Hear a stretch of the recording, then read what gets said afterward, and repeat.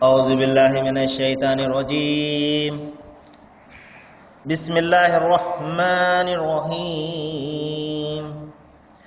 كما أرسلنا فيكم رسولا منكم يتلو عليكم آياتنا ويزكيكم ويعلمكم الكتاب والحكمة ويعلمكم ما لم تكونوا تعلمون. صدق الله العظيم.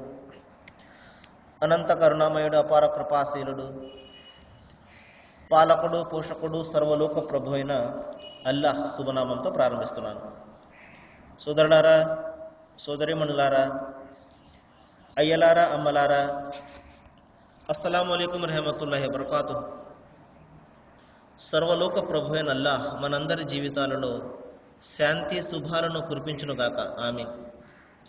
ఇంతవరకు మీ ముందు మానవులందరి మార్గదర్శక గ్రంథం విశ్వప్రభు అల్లాహ్ ఆయన చివరి ప్రవక్త, కారుణ్యమూర్తి, మహాప్రవక్త ముహమ్మద్ సల్లల్లాహు అలైహి వసల్లం వారి మీద అవతరణ చేసినటువంటి చివరి దైవ గ్రంథమైన దివ్య ఖురాన్ నుండి కొన్ని అరబీ వాక్యాలు మీ ముందు పట్టించి వినిపించడం జరిగింది. దీని తెలుగు అనువాదాన్ని వినండి. మేము మీలో నుండే ఒకరిని మీ ప్రవక్తగా మీ మధ్యకు పంపాము. ఆయన మీకు మా వాక్యాలను వినిపిస్తాడు, మీ జీవితాలను తీర్చిదిద్దుతాడు, మీకు గ్రంథాన్ని, దివ్య జ్ఞానాన్ని బోధిస్తాడు, మీకు తెలియని ఎన్నో విషయాలను మీకు నేర్పుతాడు. సోదరులారా, మనము నిన్న మనందరి చివరి ప్రవక్త, కారుణ్యమూర్తి, మహాప్రవక్త ముహమ్మద్ సల్లల్లాహు అలైహి వసల్లం వారి గురించి, ఆ దైవం ఆయన గ్రంథంలో ఏమి చెప్పాడో మనము చూడడం జరిగింది. ఇన్షాల్లా దైవం తలిస్తే ఈ రోజున కూడా ఆయన గ్రంథంలో ప్రవక్త ముహమ్మద్ వారిని గురించి ఏ మాటలను దైవం మనకు సెలవిచ్చాడో మరికొన్ని విషయాలు ఈ రోజున మనము తెలుసుకోవడానికి ప్రయత్నం చేద్దాం. ప్రవక్త ముహమ్మద్ సల్లల్లాహు అలైహి వసల్లం వారి యొక్క ప్రధానమైనటువంటి పని ఏమిటంటే ఆయన శుభవార్తను మరియు హెచ్చరికను చేస్తారు అని దైవం ఇక్కడ చెప్పడం జరిగింది. 17వ అధ్యాయం 105వ వాక్యాన్ని మనం పరిశీలిస్తే విశ్వప్రభు అల్లాహ్ ఈ విధంగా సెలవిస్తున్నాడు: మేము ఈ ఖురాన్ను సత్య సమేతంగా అవతరింపజేశాము. ఇది సత్యంతోనే ఇది అవతరించింది. ఏ విధమైనటువంటి సందేహము మీరు పడకండి ఈ విషయంలో. ఇది దైవ గ్రంథం అని మీకు ఏమాత్రం కూడా సందేహం లేనట్లే, అంటే దైవ గ్రంథం కాదు అని మీకు ఏమాత్రం సందేహం ఉన్నట్లయితే ఇటువంటి కనీసం ఒక్క అధ్యాయాన్ని మీరు రచించి తీసుకురండి అని దైవము ఛాలెంజ్ను కూడా చేయడం జరిగింది. అదే విషయాన్ని ఇక్కడ చెప్తున్నాడు. మేము ఈ గ్రంథాన్ని సత్యంతో అవతరింపజేశాము. మరి ఓ ప్రవక్త ముహమ్మద్ సల్లల్లాహు అలైహి వసల్లం, మేము మిమ్మల్ని సర్వమానవాళి కోసము ప్రవక్తగా చేసి పంపించాము. ఆయన వచ్చి మీకు శుభవార్తను ఇస్తాడు. ఏ శుభవార్త? స్వర్గం అనే శుభవార్తను ఇస్తాడు.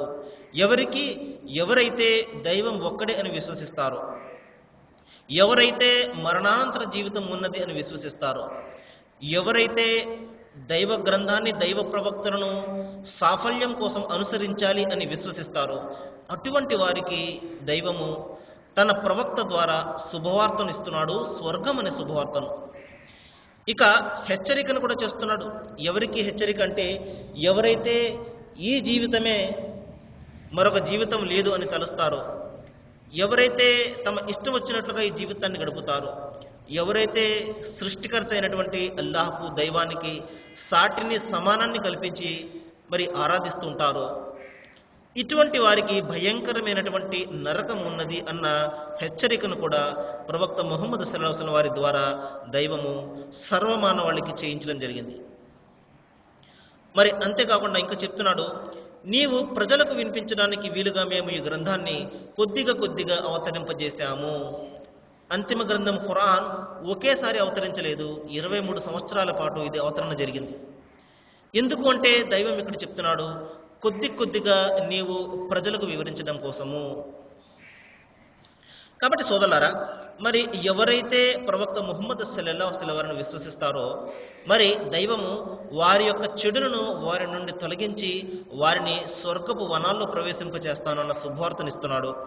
47వ అధ్యాయంని మనము పరిశీలించినట్లయితే 2వ వాక్యంలో ఈ విధంగా చెప్తున్నాడు, మరి ఎవరైతే విశ్వసించి సత్కార్యాలు చేస్తారో, ఎవరైతే దైవం ఒక్కడే అని విశ్వసిస్తారో, అంతేకాకుండా మరి మంచి పనులలో అందరికంటే మిన్నగా ఉండడానికి ఎవరైతే ప్రయత్నం చేస్తారో, మరి అంతేకాకుండా ప్రవక్త ముహమ్మద్ వారిని ఎవరైతే దైవం యొక్క అంతిమ ప్రవక్తగా విశ్వసిస్తారో, ఇంకా ఆయన మీద అవతరింపజేయబడినటువంటి చివరి దైవ గ్రంథమైన దివ్య ఖురాన్ను తమ మార్గదర్శక గ్రంథంగా ఎవరైతే విశ్వసిస్తారో, మరి వారి యొక్క పాపాలను వారి నుండి దైవము దూరం చేస్తాడు.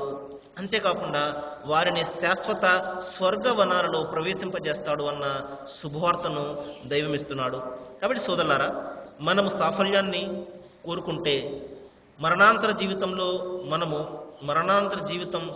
మనము సాఫల్యాన్ని కోరుకుంటే, నరకాన్ని మనము తప్పించుకోవాలి అంటే, శాశ్వతమైనటువంటి స్వర్గాన్ని మనము పొందాలి అంటే, మరి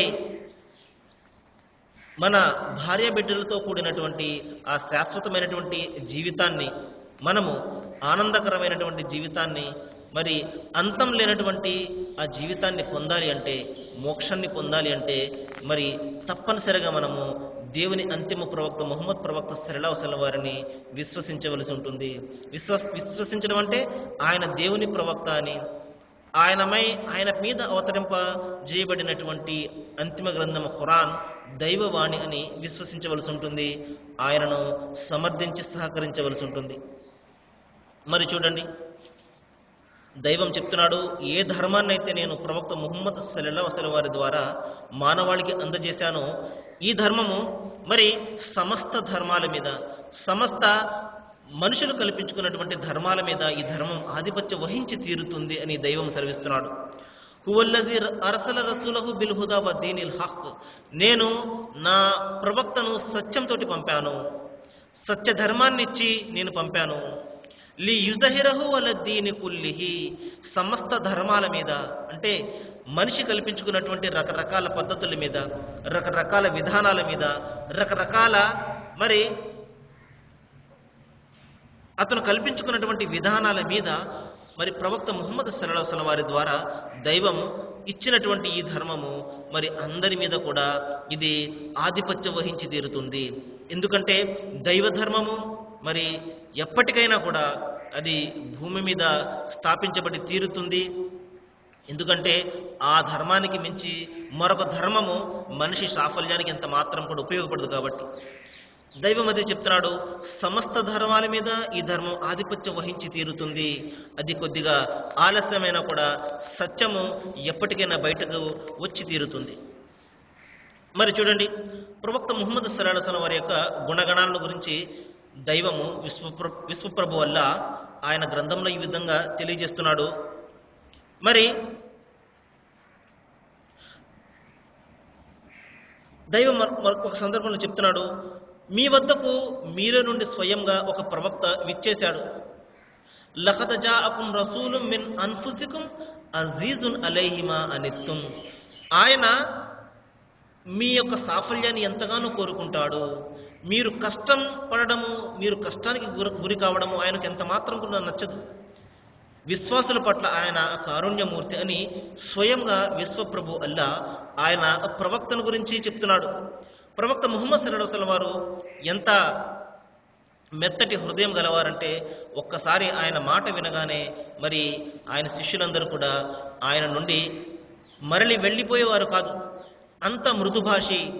ఈ విధంగా ఆయన తన శిష్యుల మీద అమితమైనటువంటి ప్రేమను ఆయన కనపరిచేవారు. అదే విషయం, ఎందుకంటే దైవం చెప్తున్నాడు, మరి ప్రవక్త అనేవాడు మరి అందరినీ కూడా ప్రేమించే మనస్తత్వాన్ని కలిగి ఉంటాడు. ప్రజలందరూ కూడా ఆయన వద్దకు రావడానికి చాలా ఆసక్తి చూపుతుంటారు. అదే ఎందుకంటే దైవము వారి యొక్క మనస్తత్వాన్ని అంత మెత్తటిగా చేస్తాడు. ప్రవక్త ముహమ్మద్ వారిని గురించి దైవం చెప్తున్నాడు, ఆయన మీ మేలును కోరుకుంటాడు. మీరు కష్టపడడము, మీరు నరకానికి వెళ్ళడము ఆయన ఎంత మాత్రం కూడా ఇష్టపడడు. అందుకనే అందరి కోసము ఆయన కారుణ్యమూర్తి. వమా అర్సల్నాక ఇల్లా రెహమతుల్ లిల్ ఆలమీన్, నేను ప్రపంచ మానవాళి కోసము కారుణ్యంగా మిమ్మల్ని చేసి పంపించాము ప్రవక్త అని దైవం చెప్పడం జరిగింది. కాబట్టి ప్రవక్త ముహమ్మద్ సల్లల్లాహు అలైహి వసల్లం వారు ముస్లింల ప్రవక్త కాదు, అరబ్బుల కోసం వచ్చినటువంటి ప్రవక్త కాదు, మానవాళి ప్రవక్త. ఆయన మానవుల అందరి కోసం వచ్చినటువంటి ప్రవక్త. మానవత్వం ఆయన ధర్మము, మానవత్వానికి మించినటువంటి ధర్మం ఈ ప్రపంచంలో లేదు అని ఆయన చాటి చెప్పడం జరిగింది. ప్రవక్త ముహమ్మద్ సల్లల్లాహు అలైహి వసల్లం వారు చెప్పారు, మరి ఓ ప్రజలారా బాగా వినండి, మీ అందరి ప్రభువు ఒక్కడే, మీ అందరి తండ్రి కూడా ఒక్కడే, అందరి తండ్రి ఒక్కడే, ఒకే తండ్రి సంతానమే ప్రపంచంలో మానవులందరూ కూడా. ఇక్కడ ఎవరిపై ఎవరికి ఆధిక్యత లేదు. మరి ఎవరైతే దైవానికి ఎక్కువగా ఇష్టపడతాడో, ఎవరైతే దైవాన్ని ఎక్కువగా ప్రేమిస్తాడో, ఈ దైవానికి ఎక్కువగా ఎవరైతే భయపడతాడో వాడు మాత్రమే దైవానికి ఇష్టడు అని, మరి ప్రపంచ మానవాళి అందరూ కూడా సమానమని ప్రవక్త ముహమ్మద్ సల్లల్లాహు అలైహి వసల్లం వారు మరి ప్రపంచానికి చాటి చెప్పడం జరిగింది. మరి చూడండి, ఇంకొక సందర్భంలో ప్రవక్త ముహమ్మద్ సల్లల్లాహు అలైహి వసల్లం వారి యొక్క గుణగణాలను గురించి దైవం ఈ విధంగా సెలవిస్తున్నాడు 33వ అధ్యాయంలో. మరి దైవ ప్రవక్త జీవితంలో మీకు ఎంతో ఉన్నతమైనటువంటి ఆదర్శం ఉన్నది అంటున్నాడు. లఖద్ కాన రసూలుల్లాహి ఫీ ఉస్వతున్ హసన, ఆయన జీవితము మీకు ఒక మంచి ఆదర్శము, ఆయన పలుకులు మీకు మంచి ఆదర్శము. కాబట్టి ఎందుకంటే దైవ ప్రవక్త ఏది బోధించినా కూడా దైవం యొక్క ఆజ్ఞ మేరకు బోధిస్తాడు. దైవం ఏదైతే ఆజ్ఞాపిస్తాడో అది మాత్రమే బోధించే హక్కును దైవ ప్రవక్త కలిగి ఉంటాడు తప్పించి ఆయన స్వయంగా కల్పించింది ఏది కూడా ఉండదు. కాబట్టి దైవ ప్రవక్త యొక్క జీవితము మనందరికీ కూడా ఆదర్శము. ఆయన ఏ విధంగా దైవాన్ని ఆరాధించారు, ఏ విధంగా దైవాన్ని పూజించారు, ప్రార్థన ఏ విధంగా చేశారు, మరి ఆయన జీవితాన్ని ఏ విధంగా గడిపారు, వ్యక్తిగత జీవితాన్ని ఏ విధంగా గడిపారు, మరి సామాజిక జీవితాన్ని ఏ విధంగా గడిపారు, ఇవన్నీ కూడా మనకు ఒక మాదిరిగా దైవము తన ప్రవక్త ద్వారా చేయిస్తాడు. ఎందుకంటే దైవము గ్రంథాన్ని పంపించాడు, కానీ మనిషి ఆ గ్రంథంతో ఎంత మాత్రం కూడా మార్గదర్శకత్వాన్ని పొందలేడు. ఆ గ్రంథాన్ని బాగా వివరించి చూపించే ఒక మనిషి కూడా కావాలి. అందుకనే అనంత కరుణామయుడైనటువంటి ఆ దైవము మనల నుండే ఒక మంచి వ్యక్తిని మన ప్రవక్తగా మన వద్దకు పంపాడు. అందుకనే దైవం చెప్తున్నాడు, దైవం పంపినటువంటి ఈ మహా అనుగ్రహానికి కృతజ్ఞతగా మీరు ఉపవాసాన్ని పాటించండి అంటున్నాడు. వలితుకబ్బిరుల్లా అలా మా హదాకుం లఅల్లకుం తష్కురూన్, దైవం మీకు మహా ఉపకారాన్ని చేశాడు. ఒకవేళ ఆయన ప్రవక్తను మనకు పంపకపోతే గ్రంథాన్ని మనము చదివి అర్థం చేసుకుని ఉండేవాళ్ళం కాదు. ఎందుకంటే ఉదాహరణకు చూడండి, దైవము 5 పూటలా మీరు ప్రార్థన చెయ్యండి, నమాజును ఆచరించండి అని మనకు గ్రంథంలో వివరిస్తాడు, ఆజ్ఞాపిస్తాడు. కానీ ఏ విధంగా చేయాలి అనేది మనకు గ్రంథంలో కనబడదు. అది మనము ప్రవక్త వారి యొక్క జీవితం ద్వారా మనము దాన్ని గ్రహిస్తాము. కాబట్టి దైవ గ్రంథంలో ఉన్నటువంటి ఆజ్ఞను ఏ విధంగా ఆచరించాలో మనకు ప్రవక్త ఒక మాదిరిగా చూపిస్తాడు. ఆయన జీవితంలో మనకు మంచి ఆదర్శం ఉంటుంది.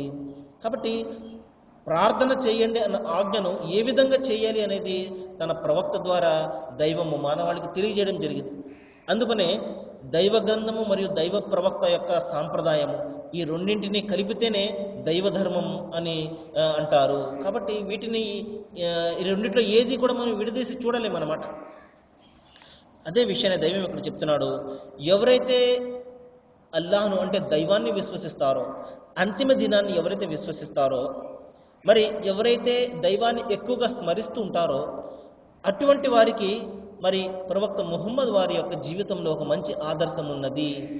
ఆయన ఏ విధంగా ఆరాధించారో మీరు ఒక మంచి ఆదర్శంగా ఆయన జీవితంలో చూడవచ్చు అని ప్రవక్త వారిని చెప్పడం జరిగింది.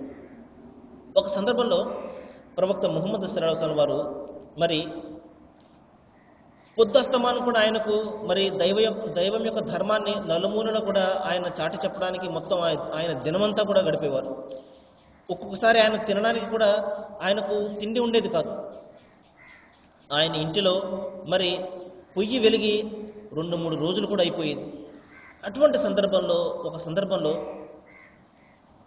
ప్రవక్త ముహమ్మద్ సల్లల్లాహు అలైహి వసల్లం వారు ఇంటికి వచ్చిన తర్వాత మరి తినడానికి ఏదైనా అడిగినప్పుడు భార్య మరి ఏమీ కూడా లేదు అని చెప్పినప్పుడు కేవలం మంచినీళ్లతో ఆయన తన కడుపును నింపుకొని పడుకోవడం జరిగింది.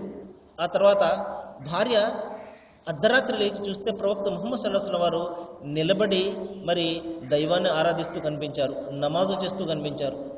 మరి ఎంతసేపు నమాజు చేశారంటే ఆ రాత్రి అంతా కూడా ఆయన ఆ ఆరాధనలో నిమగ్నమై ఉన్నప్పుడు ఆయన కాళ్ళు వాచిపోయి నీళ్లు కూడా పట్టి ఆ తర్వాత భార్య అడుగుతుంది, ఓ ప్రవక్త, దైవము మిమ్మల్ని తన అంతిమ ప్రవక్తగా ఎన్నుకున్నాడే, మీరు ఎన్నో అనుగ్రహాలు మీ మీద కురిపించాడే, అయినప్పటికీ కూడా మీరు ఇంతగా ఆరాధన చేయవలసినటువంటి అవసరం ఏమున్నది అని ప్రవక్త వారిని అడిగినప్పుడు ఆయన సమాధానం చెప్తారు, ఓ ఆయిషా తన భార్య, నేను దేవుని యొక్క కృతజ్ఞుడైనటువంటి దాసునిగా ఉండవద్దా అని చెప్పేసి అని చెప్పడం జరిగింది. చూడండి, ప్రవక్త వారే దేవునికి అంత సామీప్యం పొందిన వారే ఆ విధంగా ఆరాధన చేస్తున్నప్పుడు మరి సామాన్యమైనటువంటి మానవులము మన పరిస్థితి ఏమిటో ఒకసారి మనం ఆలోచించాలి. కాబట్టి సోదరులారా, ఈ విధంగా దైవాన్ని ఎంత అద్భుతంగా ఆరాధించవచ్చో, ఎంత ఉన్నతంగా ఆరాధించవచ్చో ప్రవక్త ముహమ్మద్ సల్లల్లాహు అలైహి వసల్లం వారు ప్రాక్టికల్గా మనకు తన జీవితంలో చేసి చూపించారు. ఆయన ఏదైతే చెప్పారో అదే చేయడం జరిగింది, ఏదైతే చేశారో అదే చెప్పడం జరిగింది. ఆ విధంగా దేవుని ఆరాధనను ఇంత అద్భుతంగా చేయవచ్చా అన్నది మనం ఆయన జీవితంలో మనం చూస్తాము. కాబట్టి దేవుని ఆరాధన ఏ విధంగా చేయాలో మనకు ప్రవక్త జీవితంలో కనబడుతుంది. దేవుని యొక్క నిజమైనటువంటి దాసుడు ఎంత ఉన్నతంగా దైవాన్ని ఆరాధించగలడో ప్రవక్త ముహమ్మద్ సల్లల్లాహు అలైహి వసల్లం వారు ఆయన జీవితంలో మనకు చేసి చూపించారు. మరి ఈయన ఎవరు అంటే దైవం చెప్తున్నాడు, ప్రవక్త ముహమ్మద్ మరి దేవుని యొక్క అంతిమ ప్రవక్త, ఆయన తర్వాత మరొక ప్రవక్త వచ్చే అవకాశం లేదు. ప్రవక్తల యొక్క పరంపరను ఈయన పరిసమాప్తం చేశారు. ఎందుకంటే ప్రతి విషయానికి ఒక ముగింపు ఉన్నట్లే దైవం కూడా ఈ ప్రవక్తల పరంపరను ప్రవక్త ముహమ్మద్ సల్లల్లాహు అలైహి వసల్లం వారితోటి మరి పరిసమాప్తం చేయడం జరిగింది. మరి ఈ గ్రంథాల పరంపరను అంతిమ గ్రంథం ఖురాన్ తోటి పరిసమాప్తం చేయడం జరిగింది. ఈ కారణంగానే ఈ ఖురాన్ యొక్క రక్షణ బాధ్యతను స్వయంగా దైవము ఆయన తీసుకోవడం జరిగింది. అందుకనే మనము ఈ రోజున చూస్తాము, మరి కోటాను కోట్ల ప్రజలు ఈ అంతిమ గ్రంథం ఖురాన్ను తమ హృదయ ఫలకాలలో మరి నిక్షిప్తం చేసుకుని కంఠస్థం చేసుకున్న వాళ్ళు కోటాను కోట్ల మంది మనకు కనబడుతుంటారు. మరి ఈ రంజాన్ మాసంలో ప్రతి మస్జిద్ నుండి కూడా మరి అంతిమ గ్రంథం ఖురాన్ను చదివి వినిపించడం జరుగుతుంది. మరి వారు కేవలం కంఠస్థం చేసుకుని ఆ యొక్క ఖురాన్ను చదివి వినిపిస్తుంటారు. ఈ విధంగా ఒక అన్య భాషను, మనకు తెలియనటువంటి ఒక అన్య భాష అంటే అరబీ భాష అనేది మనకు తెలియనటువంటి భాష, ఈ విధంగా అన్య భాషలో ఉన్నటువంటి గ్రంథాన్ని కంఠస్థం చేసుకోవడం అనేది ఇది నిజంగా దేవుని అద్భుతాల్లో ఒక అద్భుతం అన్నమాట. దీనికి కారణం ఏమిటంటే దీని తర్వాత మరొక గ్రంథం వచ్చే అవకాశం లేదు కాబట్టి ఏమాత్రం కూడా మార్పుకు చేర్పుకు లోను కాకుండా దైవము ఈ రక్షణ బాధ్యతను స్వయంగా ఈ సంస్మర్తల రూపంలో దైవము దాన్ని నిక్షిప్తం చేయడం జరిగింది. మరి చూడండి, మరొక సందర్భంలో దైవం చెప్తున్నాడు, ప్రవక్త వారి యొక్క క్యారెక్టర్ను గురించి, ఆయనకు నైతికత్వాన్ని గురించి దైవం ఈ విధంగా చెప్తున్నాడు, ఇన్నకల అలా ఖులుఖిన్ అజీమ్, ఓ ప్రవక్త ముహమ్మద్ సల్లల్లాహు అలైహి వసల్లం మీరు నైతికంగా ఎంతో ఉన్నతమైనటువంటి స్థితిలో ఉన్నారు అని చెప్పేసి స్వయంగా విశ్వప్రభు తన ప్రవక్త యొక్క క్యారెక్టర్ను గురించి చెప్తున్నాడు. మరి చూడండి, నీవు ఎంతో ఉన్నతమైనటువంటి నైతికమైనటువంటి స్థానంలో ఉన్నావు. మరి ప్రవక్త ముహమ్మద్ సల్లల్లాహు అలైహి వసల్లం వారు ఒక ప్రవచనంలో చెప్పారు, నైతికతను దాని ఉన్నతమైనటువంటి స్థానాన్ని చేర్చడానికి దైవం నన్ను పంపాడు అని ప్రవక్త వారు చెప్పడం జరిగింది. కాబట్టి ఆయన జీవితం అంతా కూడా నైతికమైనటువంటి జీవితము, నైతికతనే ఆయన బోధించారు. మరి మీలో ఉత్తమమైనటువంటి మానవులు ఎవరు అంటే మరి మీ భార్యలెడల ఉత్తమమైనటువంటి ప్రవర్తన గలవారే మీరు ఉత్తమమైనటువంటి మానవులు అన్నారు. మరి ఇంకా చెప్పారు, మరి ఎవరైతే మరి పొరుగువాడు పస్తులతో ఉండి మీరు కడుపు నిండా అన్నం భుజించినట్లయితే మీరు విశ్వాసులే కారు అని చెప్పారు. ఈ విధంగా నైతికతను గురించి ప్రవక్త ముహమ్మద్ సల్లల్లాహు అలైహి వసల్లం వారు మరి ఆ నైతికత యొక్క స్థానాన్ని ఎంతో ఉన్నతమైనటువంటి స్థానానికి తీసుకుని వెళ్ళడం జరిగింది. అదే విషయాన్ని దైవం చెప్తున్నాడు, మీరు నైతికంగా ఎంతో ఉన్నతమైనటువంటి స్థానంలో ఉన్నారు అని. ఎందుకంటే సోదరులారా, దైవారాధన అనేది నైతికతో కూడుకుని ఉన్నది. మనలో నైతికత లేదనుకోండి, మనం ఎన్ని ఆరాధనలు చేస్తే ఏమిటి ప్రయోజనము? అదే విషయాన్ని ఇక్కడ చూడండి, మరొక సందర్భంలో దైవం చెప్తున్నాడు, ఓ ప్రవక్త మీరు లేచి మీ ప్రభు యొక్క గొప్పతనాన్ని చాటండి, అంతేకాకుండా మరి అశుద్ధతను వదిలిపెట్టండి అంటున్నాడు. అంటే మిథ్యా దైవారాధన యొక్క అశుద్ధతను మీరు వదిలిపెట్టండి, ఏక దైవారాధన మాత్రమే చెయ్యండి అని తన ప్రవక్తను దైవము నిర్దేశించడం జరిగింది. కాబట్టి సోదరులారా, ఈ విధంగా ప్రవక్త ముహమ్మద్ సల్లల్లాహు అలైహి వసల్లం వారి యొక్క క్యారెక్టర్ను గురించి, ఆయన గుణగణాలను గురించి దైవము తన చివరి గ్రంథంలో చాలా స్పష్టంగా మనకు చెప్పడం జరిగింది. కాబట్టి మన బాధ్యత ఏమిటంటే, మనలో ఎవరైతే దైవాన్ని విశ్వసిస్తారో, దైవం పట్ల భయాన్ని కలిగి ఉంటారో, పాపభీతిని కలిగి ఉంటారో, మరణం తర్వాత ఒక జీవితం ఉన్నది, మరి నేను నా యొక్క చర్యలకు సమాధానం చెప్పుకోవాలి అన్న భయం ఎవరిలైతే ఉంటుందో తప్పనిసరిగా వారు ఆలోచించాలి. దైవము మనకు మార్గదర్శకత్వాన్ని ప్రసాదించాడు ఆయన గ్రంథం ద్వారా మరియు ఆయన ప్రవక్త ద్వారా. మనము వీటి ద్వారానే మనము మన యొక్క సాఫల్యాన్ని చేరుకోగలము. అలా కాకుండా మరొక మార్గాన్ని మనము ఎన్నుకున్నట్లయితే అవన్నీ కూడా దైవానికి దూరంగా తీసుకుని వెళ్ళేవే. ఎందుకంటే దైవం స్వయంగా ఆయన గ్రంథంలో చెప్తున్నాడు, ఇన్న దీన ఇందల్లాహిల్ ఇస్లాం, దైవం దృష్టిలో నిజమైనటువంటి ధర్మం ఏదైనా ఉన్నది అంటే అది ఆయన ఒక్కనికి మాత్రమే సమర్పణ చేసుకుని జీవితం గడపడం అనేది, ఆయన ఒక్కడిని మాత్రమే ఆరాధించడం అనేది. ఇది తప్ప మీరు ఏ మార్గాన్ని మీరు అవలంబించండి, అనుసరించండి, అవి దైవానికి దూరంగా తీసుకుని వెళ్తాయి కానీ ఆయనకు ఎంత మాత్రం కూడా చేరువ కావు. కాబట్టి దైవాన్ని చేరే మార్గం ఒకటి సోదరులారా. మనము ఏ ధర్మాన్ని అవలంబించే వాళ్ళమైనా, ఏ మతానికి మనము చెందిన వాళ్ళమైనా, ఏ కులానికి మనము చెందిన వాళ్ళమైనా, దైవాన్ని చేరే మార్గం ఒకటి, అదేమిటంటే ఆయన ఒక్కనికి మాత్రమే మనము పూర్తిగా సమర్పణ చేసుకుని ఆయన ఆజ్ఞ మేరకు జీవితం గడపడము. మరి ఆయన పంపినటువంటి గ్రంథము మరియు ప్రవక్తల యొక్క మార్గదర్శకత్వం వెలుగులో మన జీవితాన్ని మనము తీర్చిదిద్దుకోవడము. ఇది కాకుండా మనము మన ఇష్టం వచ్చినట్లు ఏ మార్గాన్ని అవలంబించినా అవి ఎంత మాత్రం కూడా మనకు సాఫల్యాన్ని ఇవ్వలేవు.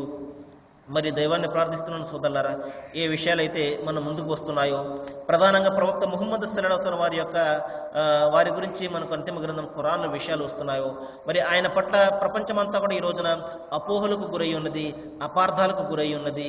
అదంతా కూడా మీడియా ప్రభావంతో మరి ఎవరైతే ఈ ధర్మాన్ని వ్యతిరేకిస్తూ ఉంటారో, సత్యాన్ని ఎవరైతే వ్యతిరేకిస్తుంటారో వారు తమ యొక్క కలం బలంతో, తమ మీడియా బలంతో మరి అనేక రకాల అపార్థాలకు ప్రజలకు లోను చేస్తున్నారు. కానీ మనము సత్యాన్ని ఎంతగా అదిమి పెట్టినా ఏదో ఒక రోజున అది బయటకు తప్పనిసరిగా వచ్చి తీరుతుంది. కాబట్టి ప్రవక్త ముహమ్మద్ సల్లల్లాహు అలైహి వసల్లం వారు మనందరి కోసం వచ్చినటువంటి ప్రవక్త, మనందరి కోసం వచ్చినటువంటి గ్రంథము ఖురాన్.